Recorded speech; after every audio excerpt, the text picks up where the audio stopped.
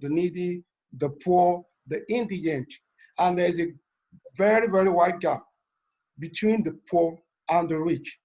The idea behind Zakat is to ensure that the rich are able to make provision for the poor in order to eradicate poverty and to create a sort of welfare system whereby the imbalance between the rich and the poor, to some extent, is bridged. Now, based on information we gathered, the size of Zakat globally is put between 200 billion US dollar and 1 trillion US dollar. This is actually huge. But unfortunately, we are unable to ascertain the actual amount that is actually given out as Zakat due to the informal way which this is being done. And looking through what Zakat is doing in Muslim countries like Malaysia, Pakistan, Egypt, and Kuwait, Zakat account for between 0.1% and 0.6% of the GDP of this country. And that's actually huge. So if you are looking at putting Zakat globally between 200 billion USD and 1 trillion USD. Now let's go for the lowest. By the time you look at the 2.5% of 200 billion USD, that's a lot of money, and that can actually go a long way in solving a lot of social issues that we see around us, poverty, a whole lot of problem around us. Now in Nigeria, from the research, we realize that there are government-owned institutions that are responsible for Zakat, and we also have corporate-owned. For the government-owned, we've been to some states. There are some states, particularly in the northern part of the country, where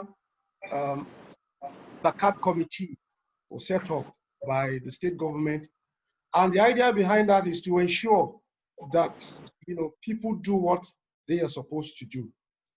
However, for the government home, it's a little bit ineffective in the area of administration, and then the cost of administering this is very high.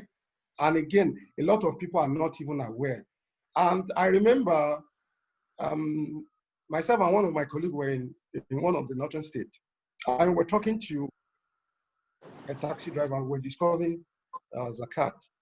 And he said that, well, that government has a Zakat commission, but they, as individual, they don't have a confidence in the sense that they are not sure whether the Zakat will be given to those that are due to. And again, from the corporate home side, we've seen that a lot of NGOs, corporate bodies are coming up, to ensure that Zakat fund is, in terms of administration, in terms of collection, and in terms of distribution, the corporate owners are more effective, honest and equitable. They are a bit transparent and accountable. And then the cost of administration of Zakat is very low. Now, we pick a particular NGO as a case study to look at what they are doing in terms of Zakat. Now, if you look at the graph below, the growth rate between 2011 and 2016. Now, when it started, there was a little margin between what was collected and the number of beneficiaries. But by the end of 2016, we could see a very huge gap between the number of beneficiaries and the collection, which means that there are actually a whole lot of beneficiaries out there. But in terms of collection is very little. You could see the gap is very wide. So our role as an institution, or the part we're trying to play, is to ensure that we try as much as possible to bridge this gap to ensure that collection is increased such a way that, you know, beneficiaries are reached out to. And then the key focus of Zakat, from the graph, you could see that about 45% are gone into economic empowerment, 8% into education support, and 18% into medical support. This shows the purpose for which Zakat is set out for. So if the collection is increased, or if the number of people paying Zakat goes up, it then shows that the issue of economic empowerment, education, affordable healthcare will, to a very large extent, you know, be resolved. Now, from our findings, we realize that a lot of people have a limited understanding on what Zakat is. And Zakat is actually very critical. After prayer, looking at the 7 pillars of Islam, after prayer, Zakat is another very critical area. But unfortunately, to a lot of people, Zakat is just about theory. When it comes to practice, or when it comes to practicalizing it, that really doesn't really happen the way it should. Otherwise, if you look at the size of Muslim wealthy people, the rich Muslims, and then you look at the level of poverty amongst, you know, some set of Muslims, it is glaring that, you know, Zakat is not achieving the purpose that is meant for, basically because of limited understanding, lack of education. A lot of people don't even know how Zakat is computed. And we have scholars who are very vast, you know, when it comes to computing, because Zakat calculation it requires a scholar, an experienced person. So a lot of people don't even know how Zakat calculation is done. So because they do not even know how the calculation is done, so issue of even paying Zakat doesn't even come in. And because of also poor perception on, I mean, if I give out my Zakat to a Zakat fund, how would it be utilized? Will it actually reach out to the needy? Would it reach out to the beneficiary? So these are cases. And we also notice that for some areas where Zakat is even effective, the concentration is on Zakat field and Zakat paddy, meaning that they focus more on the crop surplus, agriculture area of Zakat. So now we'll now look at who actually are the giver and who are the receiver, or who is the receiver, who should give and who should receive. For you to be able to give a Zakat, as a Muslim, you must give Zakat. As a Muslim, as an adult and person of sane mind, you must give Zakat. And then you must possess a certain minimum amount of extra wealth. Once you achieve this, as a Muslim, it is required for you to give Zakat. So who receives Zakat? The needy. Who are the needy? Those that lack, the poor. And then the administrator of Zakat should also receive from Zakat. So I leave you with my final word. Whoever pays the Zakat on his wealth will have his evil removed from him. Thank you, and back to you, Ummahani.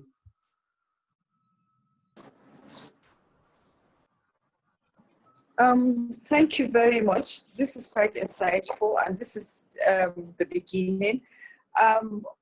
As you can see, we have just started this series, and I am meant to believe that me and almost everyone else I have spoken to believed that Zakat is just about giving 5,000 naira, 10,000 naira to everybody by the rich, usually in the society, especially here from the northern part of the country. I have seen Zakat being given like that.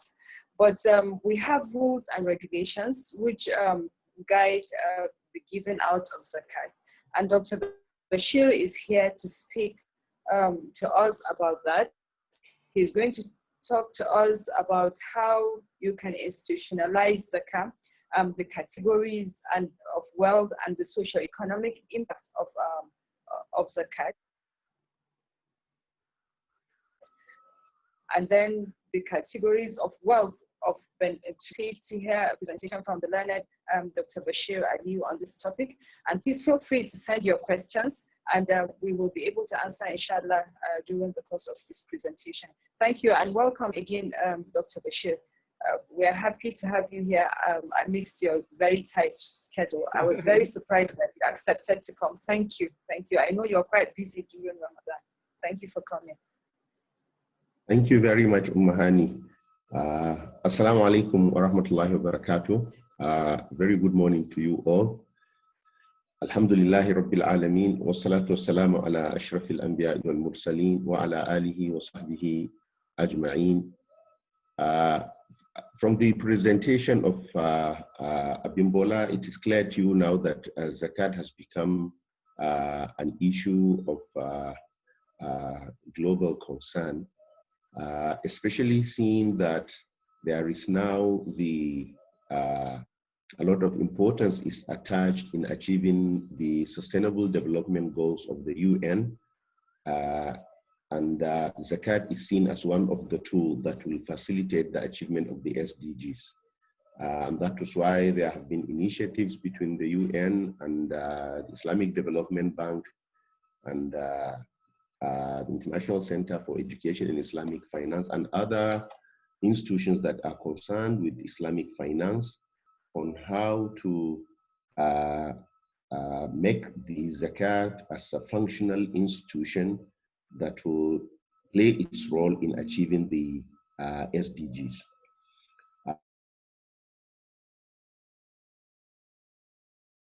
So these developments, because everybody now is concerned about the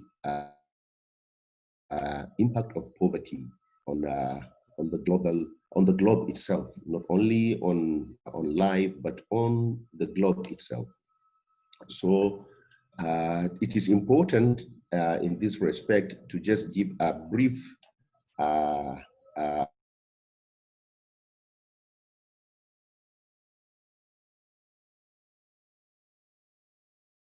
early history of Islam.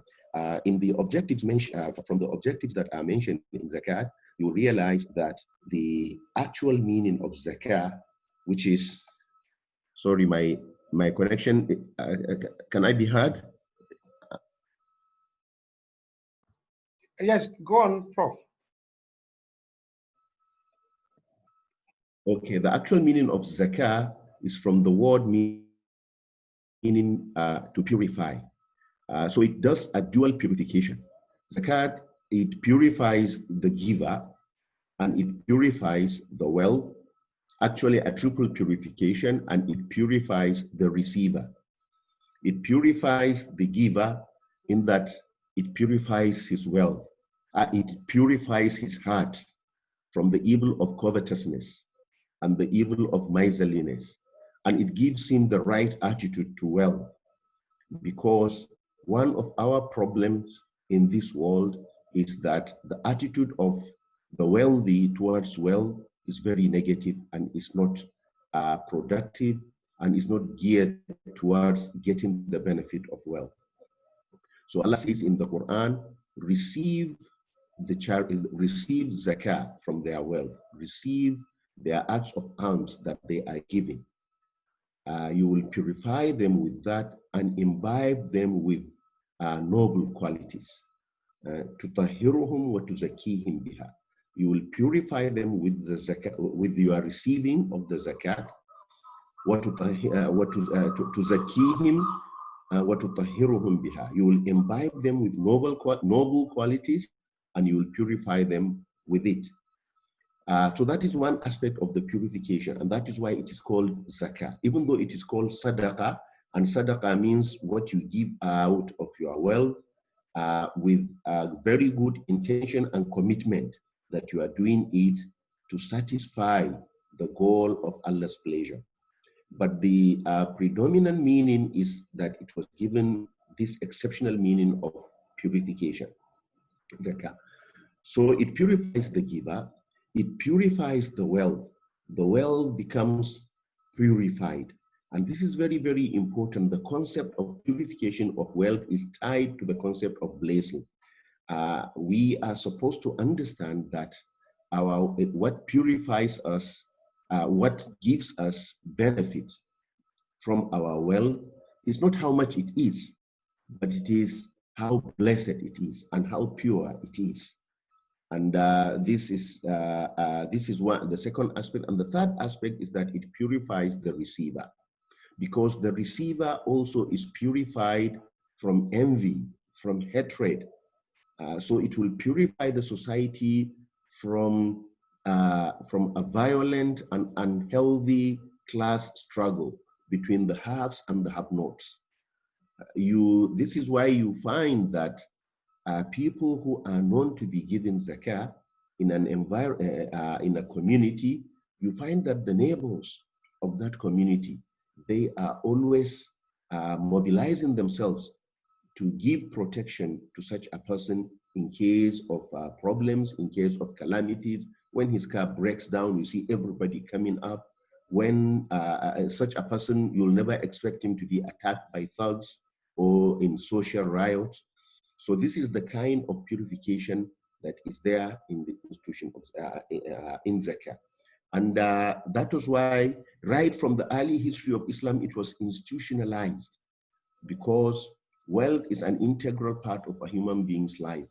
And the way he relates to wealth is strongly tied to his worldview. It is strongly tied to his belief. So that was why right from the beginning, during the time, even before Zakah was identified as an institution, it was the call for giving out Zakah was reiterated in many parts of the Meccan Quran at the time when the Muslims were not even a community, because the essence is to instill into the minds of people that correct attitude to wealth. The objectives of Zakat have already been stated, what I will just add in terms of the objectives is this meaning of Zakah, which is that it purifies the giver, it purifies the wealth, and it purifies the people who are receiving. These are very important considerations in the objectives of Zakat. Now, the wealth that is due for Zakah is a wealth that grows. And normally the traditional, there is one thing that I would want to also highlight in terms of the institutionalization of Zakah.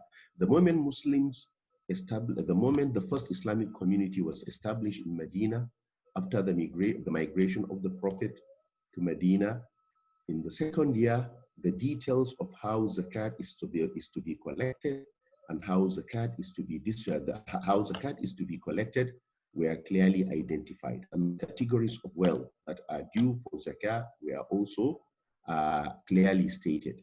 And in this, we can see just going through them, there are 5 categories: gold, silver, currencies, and items of trade. This is the first category, which is Zakat on cash and cash-related matters and cash-related property. Then on livestock, and the livestock are camels, cows, and sheep. So there are parts of livestock that don't qualify for the Zakat of livestock. And if you have to give them out of Zakat, they have to be commercial. Things like ostriches, where you have farms of ostriches now, chicken, birds generally, and fish. These are all animals that do not form part of the livestock for Zakah. The only livestock for Zakah are camels, cows, and sheep. So it shows that these other categories of livestock, unless you make them into trade items, they are not due for Zakah. Then there are agricultural produce, and the details are there in the books of fiqh. And you have mineral wealth also, where somebody has a concession to get a mineral. In addition to what he pays to the government, there is what he pays directly to the poor. Then treasures also, and we know there are people who are obsessed in looking for hidden treasures. And they can even communicate, they even claim to be communicating with demons so that they will lead them where they can get their treasures. there is zakah on that.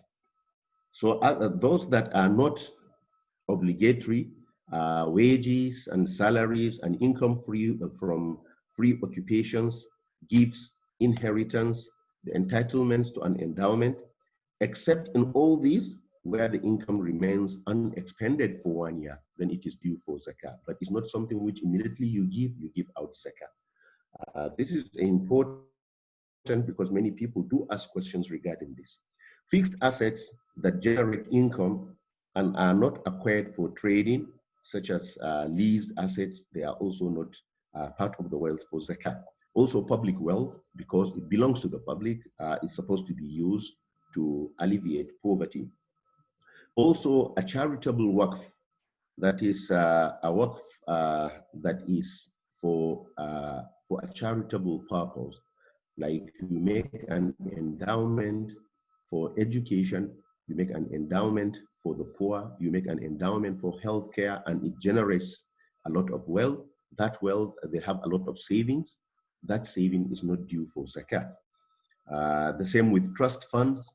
The same with, except of course, trust funds, family trust funds, children trust funds, education trust fund. If it is for specific people, such an amount will be due for zakat. So what is from the categories of wealth that are due for zakah, we can see how the wealth that is commonly commonly sought after. These are the categories of wealth that are supposed to be for zakah, which means that economic activity is to be strengthened and geared towards the attainment of these categories of wealth, and also the transformation of these categories into other modern aspects of zakah. The beneficiaries of zakah, it is very, very important to realize that the beneficiaries of zakah, they are what form, they are what give the zakat its form as a social institution. Because generally, it is it is an act whereby the impact of economic ownership is supposed to be geared towards social stability. So zakat as a social policy is realized through the institution of the beneficiaries of zakah. The beneficiaries of zakah, they were not decided by an opinion, nor were they even decided by a directive of the Prophet ﷺ himself. Rather, it was a revelation. It is a revelation in the Quran where the categories are clearly stated. That is why the Prophet ﷺ used to say that Allah did not leave it to any man, did not leave it to anybody to specify who are supposed to be the beneficiaries of zakat.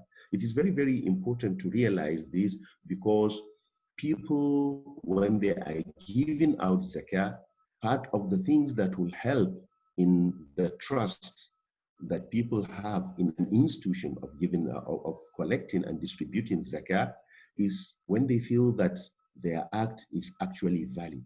Because when you give zakah to a beneficiary who is not supposed to be among the identified beneficiaries, then your zakah is not valid, and you have to give it out again. You would have only given out a normal charity. And some of them have been mentioned.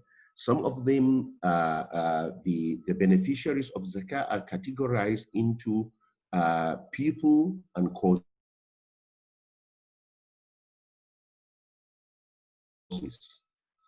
In terms of people, they are the and then the needy. The difference between the poor and the needy is that the poor are absolutely poor, they don't have anything. but the needy they have, but it's not enough.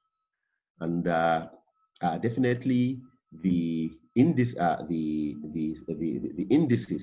for determining poverty, they come into play because in previous societies, in the fiqh books, in the traditional books of jurisprudence, when the jurists, they identify who is a poor person and who is a needy person, they are doing it based on their own economic condition and on their own social condition. So this is something that is dynamic, which in our age, it is very important.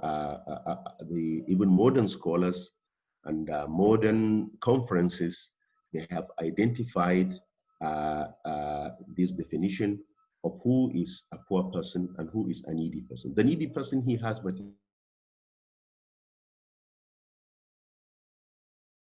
it's not enough for him. So many salaried workers would among the people are the people who are the administrators of Zakat, either in the collection or in the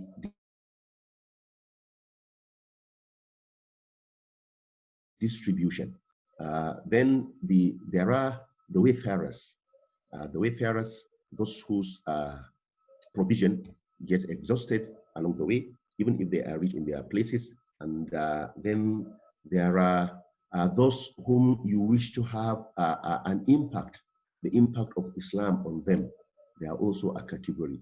Then there are causes. The causes are debt relief. This is very, very important. Debt relief, this one, it's, I mean, it does not mean that if you give zakah to a debtor, you have to go and give him the money and can do what he likes, because he can at that time decide not to give the debt and he will use it for something else. But why it is regarded as a cause is that you can go and settle his debts. You can directly settle his debts from the zakat fund. And this is a very, very important thing in giving debt relief and in debt repayments, because debt repayments, they have a strong economic and social impact. Economically, they protect financial institutions, they protect creditors, and they protect the institution of giving debt itself, so that people now would be ready to extend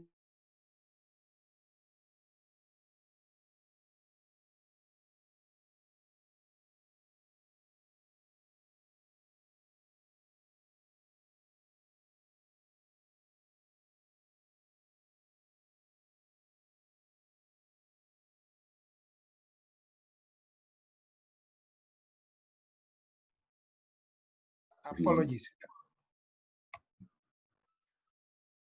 Yeah, sorry. Yeah, sorry. Am I breaking?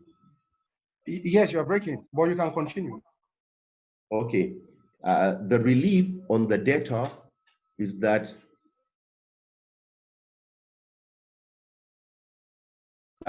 he needs in order to continue pursuing economic activity. Because what happens is that somebody who is battered by debt is even unable to do anything that will make him repay.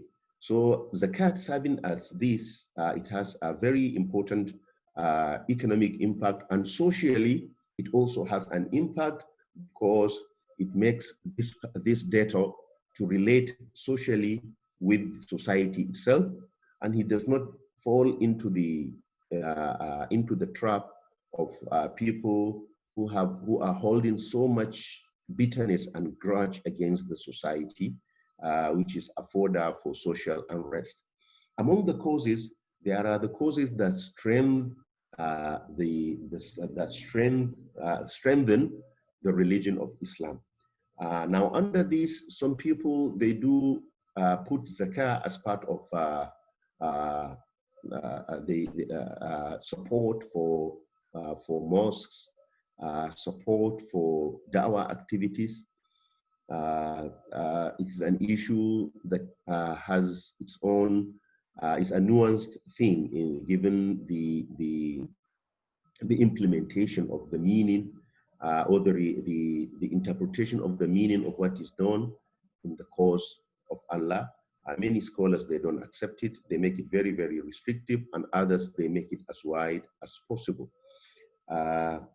You can see from this that zakat is not just, it is clearly centered around the people.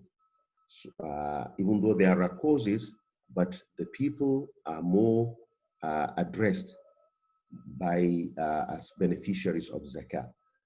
So it is expected to not only reduce poverty, but also eliminate it as a whole. And that is why in the distribution of zakah, you need a lot of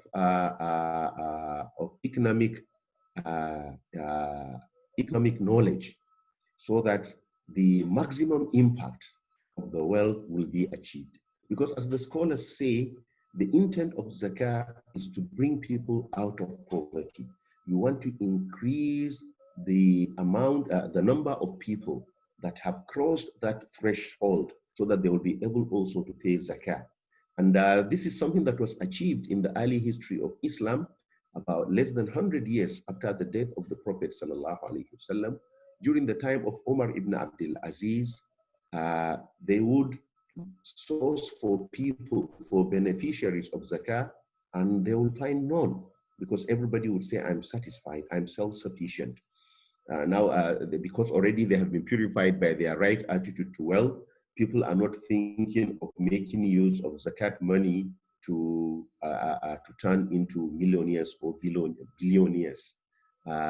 So people who are sufficient, they were not accepting zakah. So you can see that this intent, this objective of zakah is not just theoretical, it was actually realized. And why was it realized? When there was good governance. So that was why zakat in the beginning, it started as a public institution. The Prophet sallallahu alaihi wasallam, he used to appoint. That is why even in books on Islamic governance, among the appointments, the public functions and the public functionaries, among them is a sa'i, that is the one who is sent to collect and distribute zakat. As Abimbola said, there are many efforts at the institutionalization of zakat in our society in Nigeria, either through government-formed organizations or through corporates. There is also another trend, which is the ones that are using the traditional institution. The traditional institution could not be described as a corporate, but it has been very, very effective in certain states, especially in Jigawa state. It has been very, very effective because the traditional institution is regarded as the custodian of Islam, and people, they have confidence in this institution more than they have in the state institutions, more than they have in the corporates as well. So it is very, very important that the experiences that we have are shared and are developed, and we can see the potentials that are there of zakah achieving poverty elimination. And that is why even the corporates, from the information, the field information, the statistics supplied, we can see how economic empowerment forms the bulk of what is given as zakah, because this economic empowerment, because this is what makes zakah people tied, even though there are causes, as I mentioned.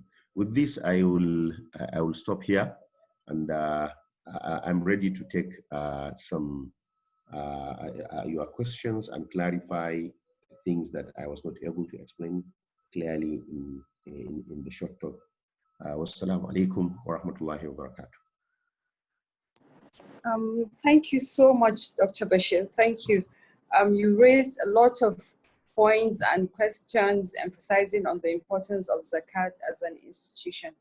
In the light of COVID-19 pandemic we are currently facing, how do you envision Zakat being utilized as an aid, those calling for financial assistance, for example, in these hard times?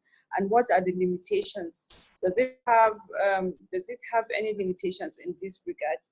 I mean, can people, who are zakatable, for example, say, okay, I'm going to use all the monies that I'm supposed to give out for zakat for COVID-19 pandemic to assist? Can that be possible?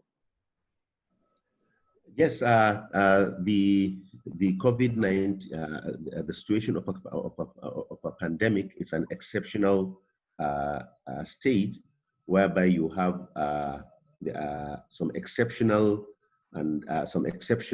active actions do need to be taken. One of the exceptional actions is what many people have been asking about regarding the payment of zakah, which is the immediate payment of zakah, even though it is not due. I mean, somebody is due to give out his zakah by the end of the year, but because of the situation of the pandemic, would it be permissible for him to immediately pay the zakah, even though it is not due? This is something which was done during, this has a precedence during the time of the Prophet ﷺ. There was a time when there was a need for the treasury. The treasury was in need of money, and the Prophet collected zakah from his uncle Abbas for 2 years before it was due. 2 days ago, there was a parley of Sharia scholars that are serving in the Central Sharia Board, central banks, different from about 10 countries. We participated also in Nigeria, and one of the issues that was discussed is the impact of this prepayment of zakah on the future obligation. What if you prepaid the zakah, and then by the time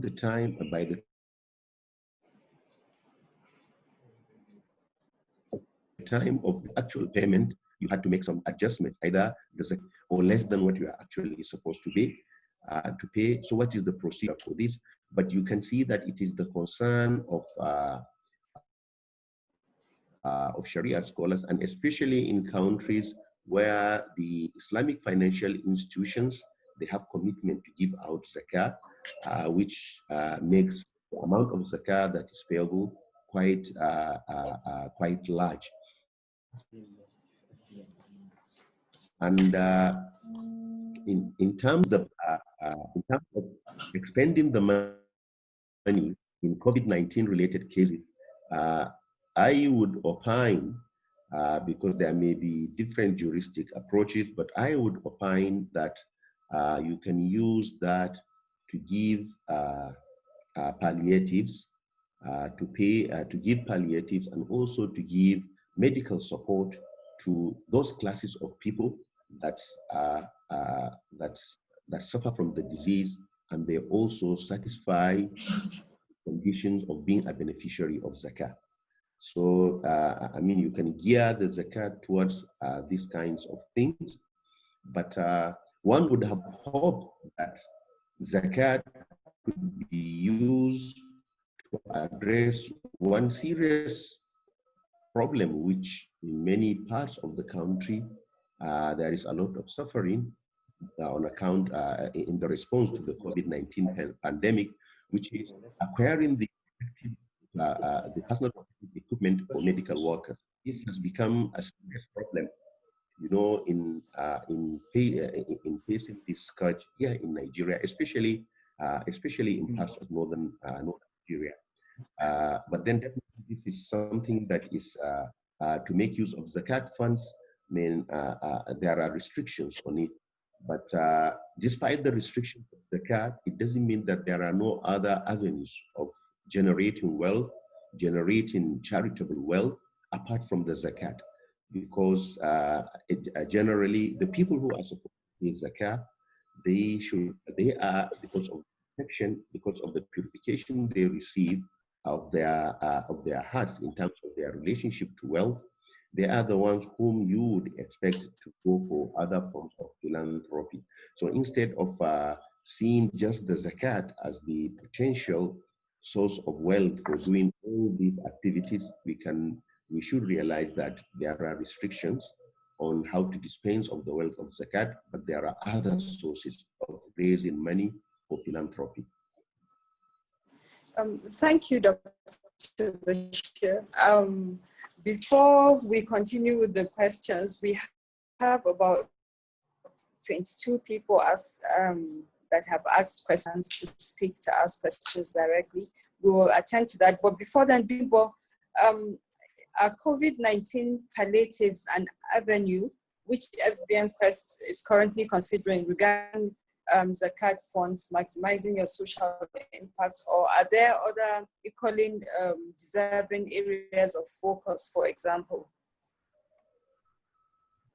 Thank you very much, Ummahani. If you look through the question, Mohammed Buhari is asking that, could you please tell us what product, if any, FBN asks for account holders to help them settle their zakat? Maybe we could link this to the COVID-19 question you just asked. To ask that question, as an institution, we have actually played our role in providing palliative. We are in partnership with the federal government, and we have done as an institution what we could do in that area. But would that be regarded as zakat? I would say no. Now, to go back to Mohammed Buhari's question, you can reach out to us in FBNQuest Trustees. We are able to offer zakat as part of our Islamic estate planning product. We're in partnership with Metropolitan Law Firm, and we have in-house scholar. We are able to calculate, collect, and then distribute zakat effectively. Thank you very much. Thank you. Thank you. Before we go on to these questions, Bimbo, you're going to be taking the questions. And I want to specify that we have very limited time right now because of the presentation and how to answer the questions. So I'd like us to be precise about these questions and the timing for answering. And if you need further clarification regarding your answers, you're not too satisfied, please, you can reach us. But please, meanwhile, finally, I'd like to ask Dr. Bashir, this is also a question from someone anonymously. He said, dear sir, please, I understand that zakat funds are usually utilized for social infrastructure, schools, and education, but can it be used to build other types of infrastructures like roads, which also confers benefits on the society at large? Dr. Bashir, please. Yeah, the public infrastructures are not to be constructed from zakat funds, because public infrastructure, they benefit not only the poor, but also the wealthy. So yes. Why some people do give the opinion that you could build certain infrastructure that is dedicated to the poor, they make these restrictions. They say that the institution has to be dedicated to the poor, like a school that is dedicated to poor orphans. They could benefit from the zakat funds because they benefit that has already been identified as a beneficiary of zakat. But then as general infrastructure, you cannot use zakat funds to build roads, to build bridges, for sewage disposal, because these are things that are enjoyed by both the poor and the rich. So what about countries like Saudi Arabia, Libya, and all of those people countries that specify zakah is very compulsory for everyone, and they do not collect taxes. Rather, the zakat is their tax, and they use it, of course, for social infrastructure. Is there any difference between that and what you just said, sir? Yeah, there is, because the zakat funds, they were ring-fenced. They were ring-fenced, and they were looked after by the Ministry of Islamic Affairs and Endowment. Yeah, right. They did become part of the treasury. But now that they have reduced VAT and other forms of taxes, these are the ones that go towards building social infrastructure in the society. But zakat funds, especially, I know this regarding Saudi Arabia, I don't know regarding Libya, but regarding Saudi Arabia, because they are, the scholars are very active in whatever is being done, they have made it clear that zakat funds are used for the benefit of the identified beneficiaries. Thank you very much, sir. Please, over to you, Bimbo, with the questions and answers to Dr. Bashir. Thank you. Ummahani. Dr. Bashir, there is a direct question to you from Mojisola Olorunfemi. She wrote, I have heard that it is encouraged for salary earners who earn a monthly amount equivalent to the nisab to pay out the zakat on a monthly basis. If one adopts this approach, will one be required to still pay zakat on the accumulated wealth at the end of the year? Well, this is a very, very weak opinion. I know it is the opinion of certain scholars, especially in modern times. It was not something that was in existence in previous among previous jurists. But then, if for the salary, so for such an opinion, it would be expected that the one that you pay out of salary earnings, which you pay monthly, it is the one if of the year, except from other sources, whereby you were able to save and accumulate wealth.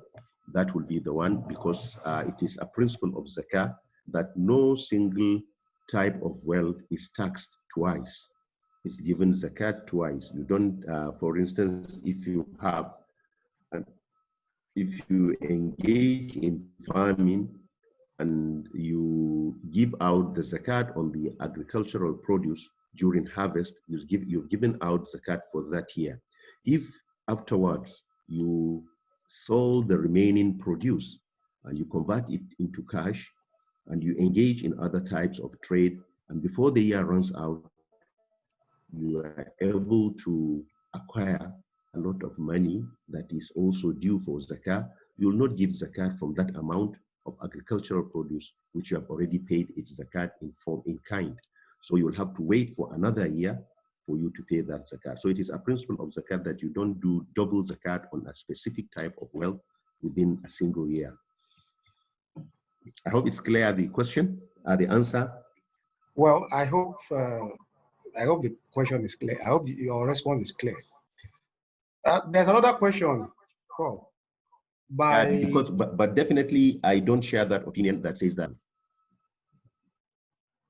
Okay, there's another question.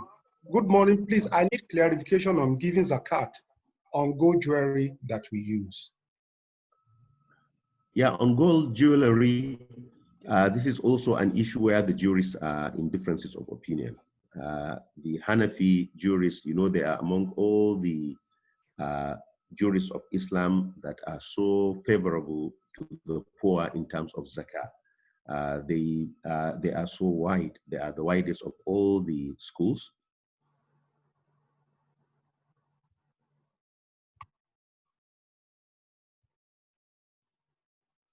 Gold jewelry that is worn by women, zakat of it as part of the zakah of currency, which is 2.5%. And you can give out the zakat either in form of gold or in form of its equivalent cash amount. But the opinion of jurists under Maliki fiqh, which is predominant here in Nigeria, as well as Shafi'i, which is predominant in Southeast Asia and parts of Yemen and East Africa, is that there is no zakah on jewelry that is worn by women. The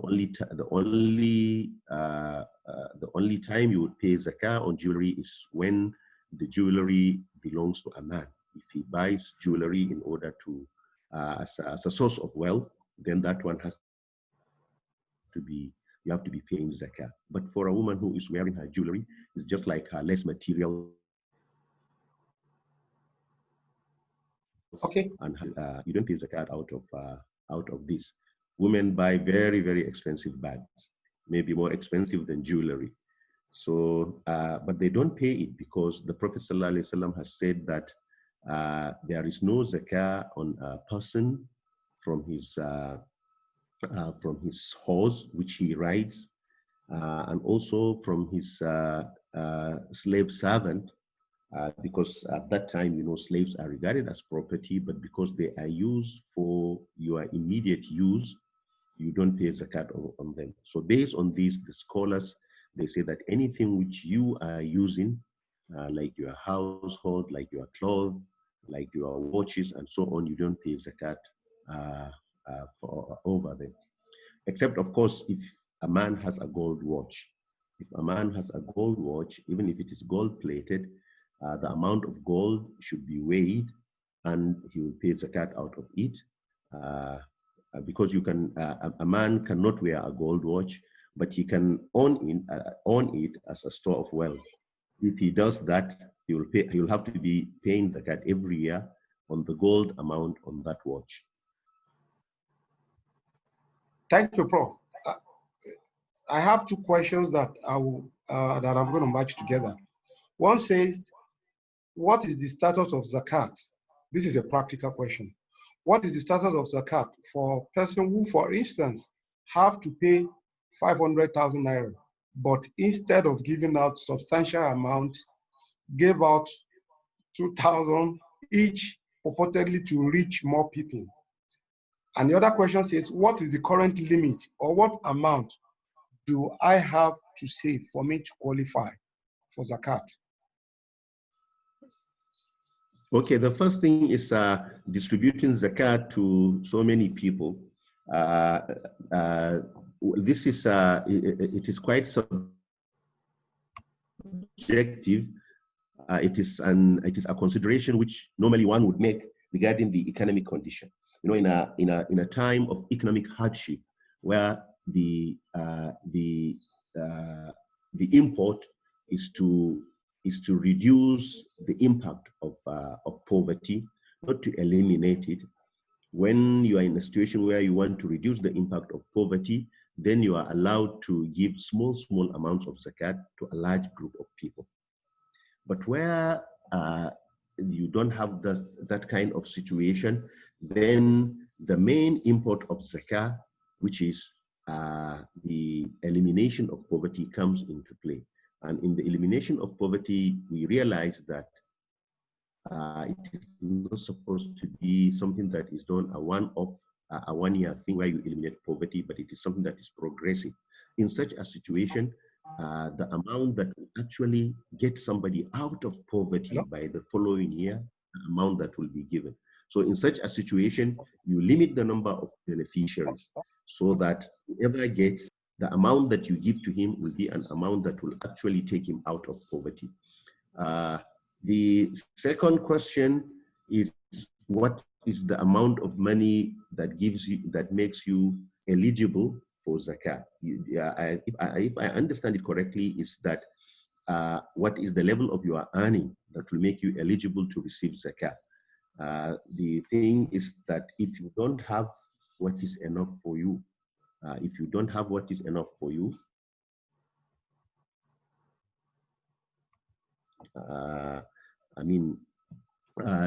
here, this is where you would benefit from the statistics of the level of poverty and the level of household poverty.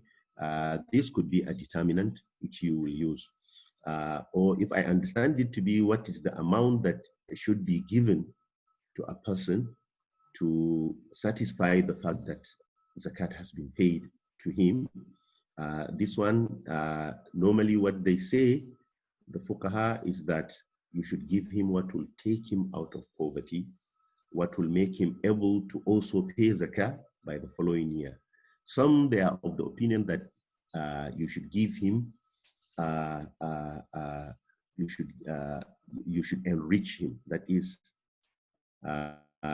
you should give him an amount that is the threshold of zakat, which is like about the threshold of zakat now is about, is it 1.5 million? What does Malam Salim say? The threshold for zakat is,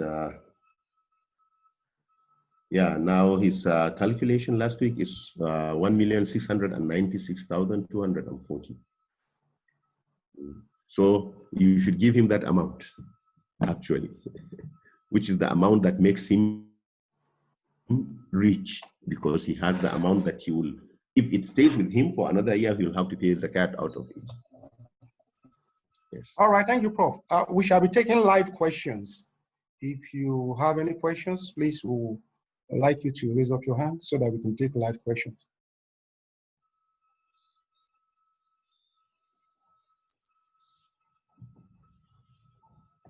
Anybody would like to ask a live question before we proceed?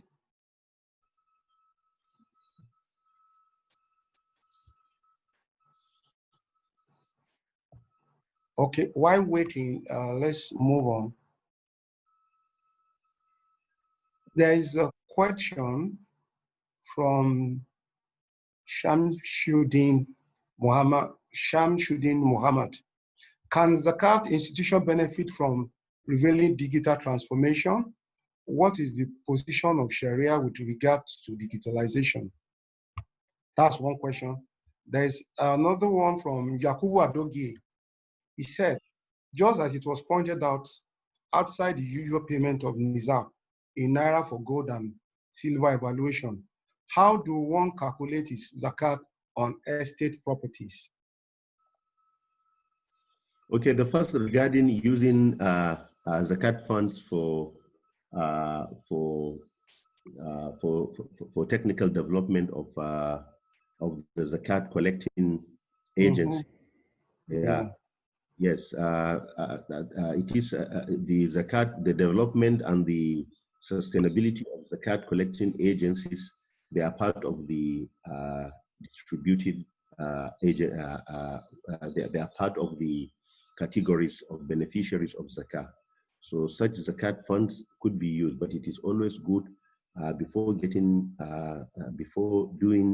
such by even the zakat agency, they get the fatwa of of their resident scholar, so that at least if there are any considerations that need to be done, the considerations will be given their due. All right, thank you, sir. And the question? Okay, I'll direct this question to Ummahani, though I would have loved to answer it, but I want Ummahani to take that question. From Mojishola Olorun Femi. Which is the second question? Okay, the second question, or the one you've not answered? Okay, yeah. From Yakub Adogie, the question was, how do you calculate zakat on estate, on property? Yes.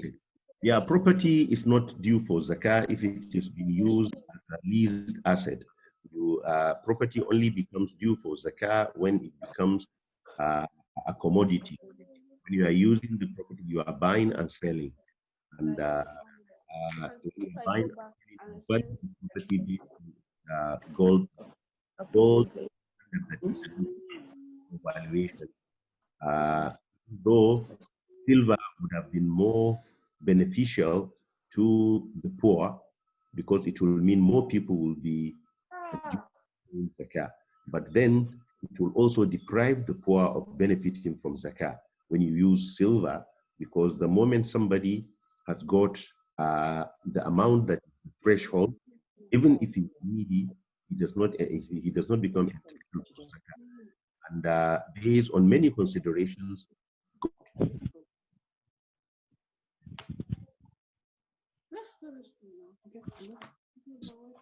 also one that is. All right, thank you, Prof. There is a question from Mojisola Olorunfemi. The question says, what structure are in place to ensure private administration of Zakat by financial service firms are done in accordance to the tenet of Islam?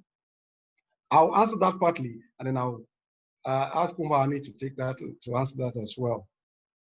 One of the things we do, or one of the Islamic product that we sell, or which we offer in FBNQuest Trustees is, as I said earlier, is the collection and distribution of Zakat. We have in-house experts that are able to calculate and distribute Zakat effectively and efficiently. And we're also in partnership with Metropolitan Law Firm. That's one reputable law firm that has been in the industry for a very long time. So I want Ummahani to respond to that.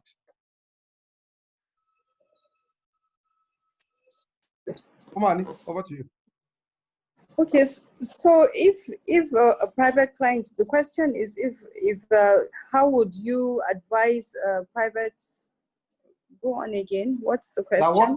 Now what are the structure that is in place to ensure that Zakat collection and distribution by private or by financial services firm are done in accordance to the tenets of Islam? Okay, so for a legal practitioner, one of our core practice areas, of course, is Islamic personal laws, which deals with zakah and all of that, distribution and also what we do is we will look at what the Sharia says and what is tenable for you and then advise you, like FBNQuest Trustees, we know that you can deal with that, so we'll advise you and work together in seeing that the client is comfortable with what they want. But of course, it's going to be according to the Sharia. And of course, there's a Sharia advisor which you have and who can also advise us on what is adequate and what should be done and what's not. Thank you. Okay, I think there's a question similar to this. Is it permissible for a corporate institution to create Zakat fund and act as moderator by investing the fund and sharing the proceeds with the poor? Part of activities to include capacity building on youth and provision of startup capital on Moderator basis. Hence, the fund will be building and circulating. The question is, can a corporate institution create Zakat fund? Yes, they can. They can, provided that SEC has approved. You know, you have to go through that, and unfortunately, I'm not sure if we have regulations for Zakat in Nigeria. Dr. Bashir will answer that. If we do, then of course the next thing will be to go to SEC and see if they can allow it to go and look at all the nitty-gritties. And of course, you have a Sharia advisor on the fund who can advise adequately on what to do again. Okay. Dr. Bashir, do you have anything to say on that? Yeah, no. I have read the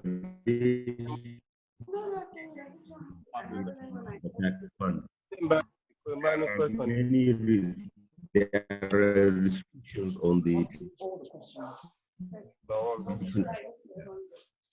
I think we have a not be maybe Dr. Bashir should off his video. Doctor, can you switch off the video so it will be more?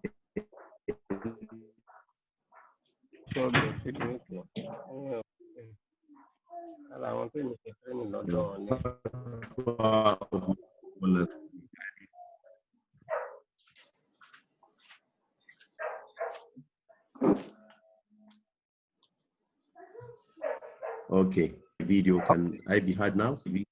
I think it's better now. I said there are many restrictions in creating a Zakat. There are many restrictions when it comes to creating a zakat fund, and the Islamic Fiqh Academy, they don't accept it outrightly, and where they accepted it, they placed a lot of restrictions, like that the beneficiaries to the fund, they have to be among the categories that are permitted to benefit from zakah, and also the funds that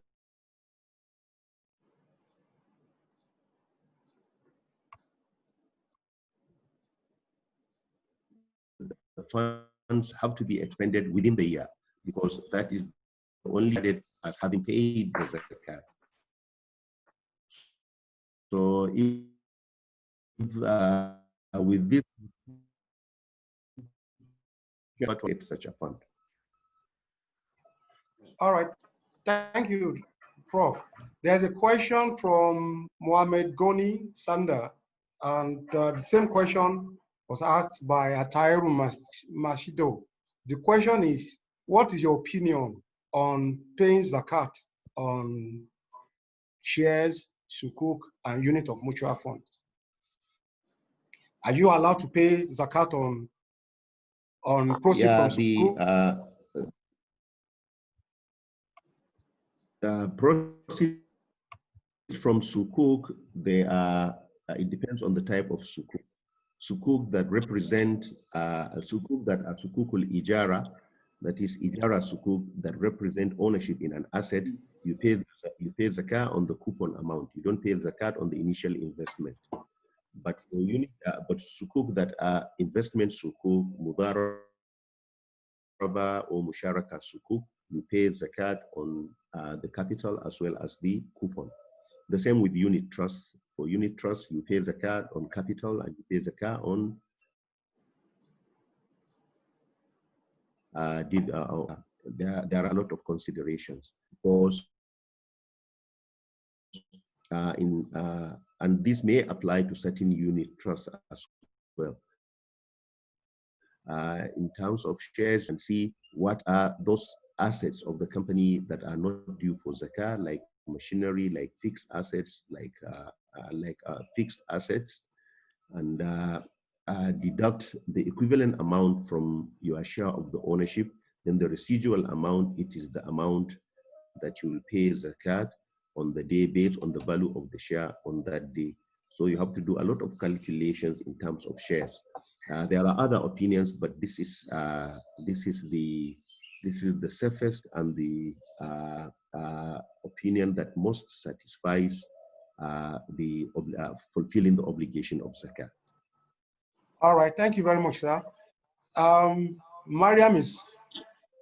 Mariam would like to ask a question, a live question. But before that, let me take a question from Dauda Musa, who asked, how can NGO partner in zakat development with FBN trustees? Yes, you can do that with us, please. I will get in touch with you after the webinar. We can actually partner. Ummahani, we can partner. No. Yes, we can. Yes, we can. Yeah. Please, Bimbo, can we take this question? I have a very comfortable lifestyle with earnings from commissions on real estate. However, based on my understanding of Nisab, I don't qualify to pay zakat. This is because of the fact that fundraising or earnings hardly spend 3 months at the time before being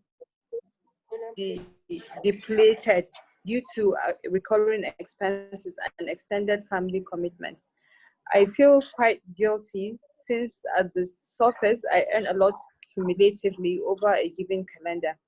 Is it advisable to take an average of my total income over the period of a given year and pay zakah on it? This question was asked by Abdul Malik Mahdi.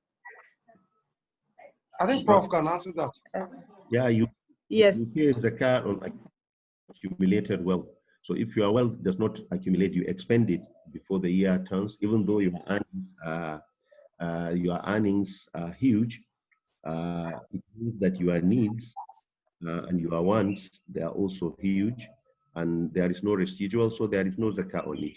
You don't pay zakat out of the average. You pay zakat out of the accumulated wealth, those that you have been living in to the extent that you have a sizable amount of wealth, you do not have the means of the one to spend it within the period.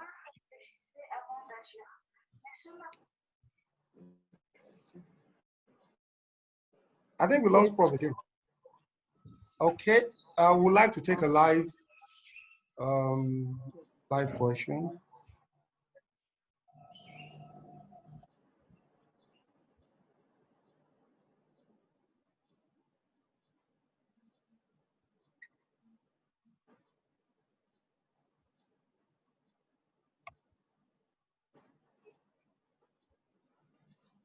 Is anybody coming? There was a question from Miriam Sagi, and she's been unmuted. I can't hear her. Okay.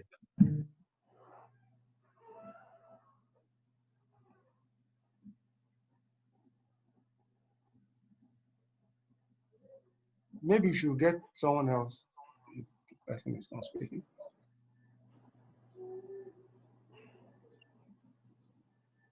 Okay, I'm trying to unmute someone else. I think Miriam is speaking, but we can't hear her. Mariam?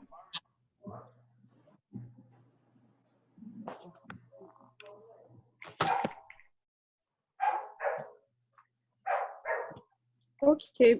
Meanwhile, Dr. Bashir, does that mean poultry farmers cannot include the value of their bird stocks while calculating zakat payable?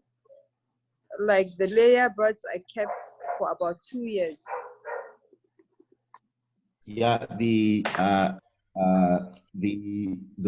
poultry, the birds, they are regarded as commercial items. So commercial items, yes. What you do when you are going to do the zakat is that you market value, and then the amount is added to any other residual wealth that is also any other residual savings that you have. So you make the total number of birds and eggs as part of the commercial items that you are supposed to pay the zakat. You give the amount, you take the value, and you add to a residual wealth that you have, and that forms your zakatable income, and you divide that by, you pay 2.5% of that. But okay, there is so I have a live question from, like other livestock, where when they reach such number, you have to pay the zakat from the actual poultry. Poultry and fish farm, you pay the zakat on commercial items on them. okay. So does that also include landed properties? Like someone had already asked shares and jewelry, but how about landed properties? Yeah, I answered regarding landed properties. If you are an estate agent, you are buying houses, you are buying plots and selling. Whenever you buy, you don't even wait. Immediately you get a buyer, you sell. So they have become like commodities for you. Yes. For such a person, you'll get the market value of the landed property and add to his residual wealth and pay. Thank you. The zakat from the total amount. We have Aziz Bello with a live question, and muted now. Okay. Yes. Okay. Thank you for the opportunity. I think my questions, I have a question and a comment. Let me go to my comment first. The issue of using zakat to support COVID-19 victims and co. I want to believe that zakat distribution is specified in the Quran, and then there's need for us to comply strictly with the provision of the Quran in the distribution of zakat. However, you can go by way of fisabilillah in order to contribute to to help those victims of COVID-19. So what I'm saying in essence is that whatever you want to use to help these people is by way of fisabilillah, not necessarily by way of zakat. And of course, whatever that you have spent by way of fisabilillah will be deducted from your accumulated wealth in order to compute your zakat. That's my comment. Now, the question that I have is it possible for a beneficiary of zakat this year to benefit from another zakat the following year or subsequent years? Is it permissible in Islam? Thank you. Over to you, Prof. Yeah, regarding the comment regarding COVID-19 victims, I said that they are categorized into two. There are those victims that are already wealthy, but they were affected by the scourge. Such are not, should not benefit from zakat. But those who were negatively impacted, either those who suffered from the disease and they have the quality of being poor, or those who, on account of the lockdown, they are unable to get what they need. I said you can use the zakat funds as a palliative to those who are in need, not to buy foodstuff for them, but to give them the funds, because these funds for people, they were allocated to them by Allah. So unless they give you the mandate to buy foodstuff for them, you don't just buy foodstuff and distribute to them. That could be done from a sadaqah. The question of giving it generally out of the category of fi sabilillah is subject to a serious difference of opinion, because fi sabilillah, according to Malik, is very restrictive. The madhab that make it very broad is Shafi'i, and even in their making it broad, they do not put, it is a cause, they do not put people as beneficiaries under fi sabilillah, with the exception, of course, of people who are going out fi sabilillah, then you can support their family with that amount. And regarding a beneficiary benefiting 1 year and the next in terms of zakat, if he benefited the first year and during the second year he is still poor, he is still needy, he can benefit again. There is nothing wrong that deprives him of benefiting. Although the target for distributing zakat to such a beneficiary would be geared towards actually expecting him during the next year not to be part of the beneficiaries, but to have graduated out of the level of poverty into a level of self-sufficiency, or even a level where he will himself be paying the zakat. Thank you, Prof. I have this. Please, I'm sure this is a very common question that I would like you to please explain this. What is the difference between zakat and sadaqah? How do I calculate my zakat and how to pay to the right person to ensure it's done properly and not squander? And I want you to take this along with it. Please kindly shed more light on the permissibility of paying zakat with cash, as some scholar will advise against it. This is the question from Hamid Ishak. Okay. What was the first question? The first question was the difference between zakat and sadaqah. Sadaqah. The difference between sadaqah. Zakat is the obligatory one. Sadaqah is a supererogatory one. Sadaqah can be done every year. There are no restrictions on what you give as sadaqah. There are no conditionalities. It is just an act of goodness which you can do, and it takes many forms. Whatever you give for the sake of Allah is regarded as sadaqah. It could be perpetual, which is waqf. It could be non-perpetual, which is a one-off activity. But zakah is the obligatory one, which is done once in a year with other conditions that have been placed regarding the type of wealth, regarding the threshold or the amount that is supposed to be due for zakah, and regarding also the amount that is supposed to be extracted. So this is the difference. And regarding the question of paying zakat as cash, of course there is, you pay zakat as cash because cash is given the equivalence of gold and silver. And this is the position of all scholars. Cash is itself regarded as currency because gold and silver, they were the dominant currencies during their time. And now that paper money is the dominant currency, it is regarded also as equivalent to gold and silver. But the equivalent amount which you are going to pay in cash, it's the equivalent of the gold amount. You do the calculations based on gold. Zakat, the zakat amount of cash and gold and silver values is the value of 85 grams of gold. 85 grams of gold, you calculate the value based on the market value of gold on the day that you are paying out the zakat. That is why normally to specify that this is the nisab for the whole year, it is wrong because the value, the amount of gold, it moves every day, in fact, every minute. So at the time that you are paying the zakat, that is when you make the calculation. Now, some people, they do it on a weekly basis. They share the nisab amount. But the fixed amount is 85, the amount of 85 grams of gold, that is the nisab. And you pay 2.5% of that, which is 4.025, yes, 4.25 grams.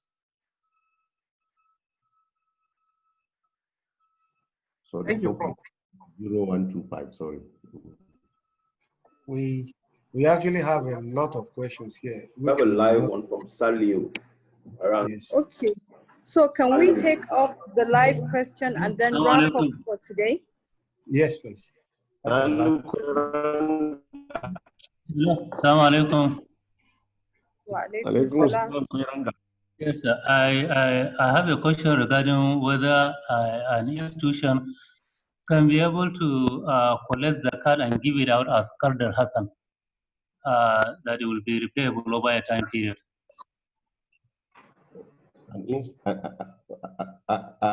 Zakat cannot be, you don't use the Zakat as Qard al-Hasan because the Zakat, it doesn't belong to you, it belongs to the beneficiary. If the beneficiary is supposed to be given the zakat, you don't give him a loan from what he owns. Because Allah says, Innama sadaqatu lil fuqarai. Sadaqah belongs to the poor. So it is their wealth. So you don't make use of it as seed fund for Qard al-Hasan. That one you use sadaqah, but you don't use zakat to do that. Thank you very much, Dr. Bashir. We have even passed our time. Thank you for accepting. And thank you, everybody. If you have questions that we have not answered, we will still answer them. We'll send answers to you. Right now, we need to wrap up on this. Thank you so much, Dr. Bashir. We are grateful to have you and appreciate this profound knowledge you bring to the table. Thank you, Bimbo and FBNQuest, for the much needed insights. And finally, thank you, ladies and gentlemen, for being here today again with us. We look forward to Wednesday, the 20th of this month, where Sheikh Ziad again will return to dissect the nitty-gritties of Waqf, popularly known also as endowment funds. Thank you very much, everyone, and see you again for our third series of this session. Thank you. Bye.